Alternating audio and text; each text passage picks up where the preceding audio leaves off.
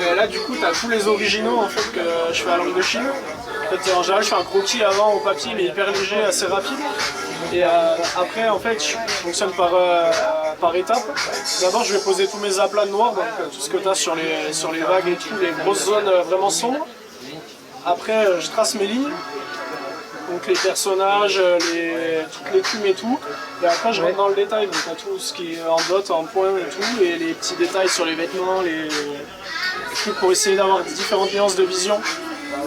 Et après, voilà, au bout de 40-50 heures, t'as un dessin qui est fini normalement. Ça, vraiment, ma signature, c'est ma façon de dessiner l'eau. Même sur les trucs où il n'y a pas forcément de vagues, j'essaie toujours de le caler au moins dans un coin. Et je voulais pas représenter les vagues comme tout le monde, tu vois, les trucs assez réalistes et tout. J'aime bien le côté un peu psychédélique et punk. Du coup, j'essaie de mélanger tout ça et à force, ça a évolué. Ça, on le voit entre les vieux dessins d'il y a 3 ans et ceux de maintenant, ça a un peu bougé. Petit, il y a les BD, les BD d'horreur des années 80, même les vieux comics des années 50, en vrai, ça traînait un peu chez mon père, les Contes de la Crypte, les Métal Hurlants et tout. Donc ça a été vraiment la base. Puis après, c'est venu en arrivant sur Biarritz, il y a eu Laurent Fagola. Pour moi, c'est le mode de dessin de surf, un peu trash.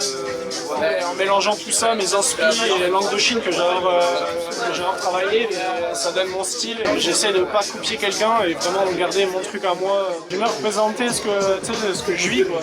Ouais, j'habite à 100 mètres de la plage, je surfe avec mes potes, skate avec mes potes, mais t'as des idées qui te viennent, tu dessines des trucs que tu vois souvent, des scènes de vie. Et ce que j'aime bien dire, c'est que je m'inspire pas de photos, je m'inspire de ce que je vois et tu sais, ça se mélange dans ta tête et après quand tu rentres pour dessiner, t'as des images qui se créent, tu déformes un peu les trucs, mais t'as quand même une certaine vision de ce que tu fais derrière. Avec le surf, c'est des sports de mouvement, c'est pas statique, donc j'aime bien essayer de représenter le mouvement avec des images figées, c'est un peu le défi toujours de transmettre ce mouvement sur quelque chose qui est statique. J'aime bien faire des choses assez contrastées, assez brutes, donc forcément le noir et blanc c'est bien, ça te force à changer de technique pour avoir de la nuance quand même dans ton travail tout en gardant 2 couleurs et avoir des trucs hyper contrastés. Ça aide aussi à amener du mouvement et de l'énergie à tes dessins. L'avantage du monochrome, c'est que en fait, une fois que tu as ton dessin, le fond après ça peut être n'importe quoi, tu peux le faire par terre, tu peux le faire sur un t-shirt, sur une planche de surf, toi, tant que tu poses ton noir sur un fond, peu importe lequel, ça passera toujours.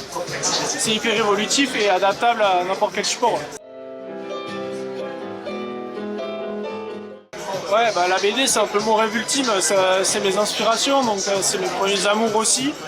Et l'animation, ça m'arrive de temps en temps de faire 2-3 trucs en stop motion, un peu à l'arrache, mais ouais, bien sûr, ça peut carrément s'adapter. Et dans le futur, je pense que c'est le truc où je vais commencer à de plus en plus m'y intéresser, à passer du temps. Ouais, en tout cas, c'est dans mes projets. Ouais.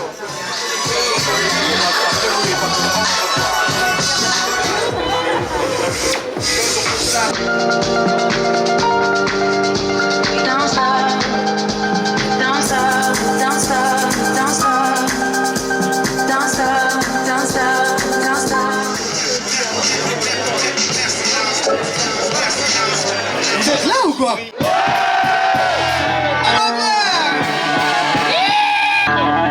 Ah, les Squall Machine.